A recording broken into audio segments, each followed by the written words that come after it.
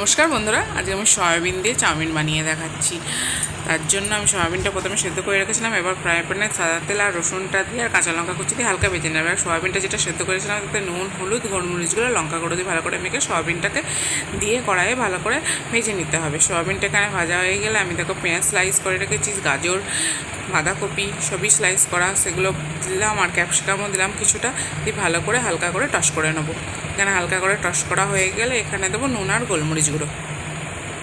নুন আর গোলমরিচ গুঁড়ো দেওয়ার পরে আবারও সেটাকে ভালো করে টস্ট করে নিতে হবে। তারপর এখানে দেবো vinegar, soya sauce, tomato sauce আর একটু শেজওয়ান সস দিয়ে ভালো করে সসগুলোকে নাড়িয়ে নেবো।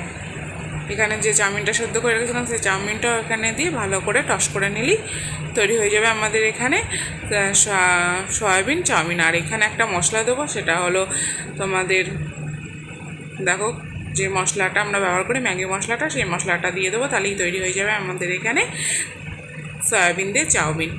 তোমরা এখানে ডিমও ব্যবহার করতে পারো, আমি সেদিকে ডিম ব্যবহার করিনি। এইভাবে তোমরা একবার বানিয়ে দেখো, যদি ভালো লেগে থাকে অবশ্যই একটা লাইক করে দিও, শেয়ার করো, আর আমার চ্যানেলটা প্লিজ সাবস্ক্রাইব করে দিও।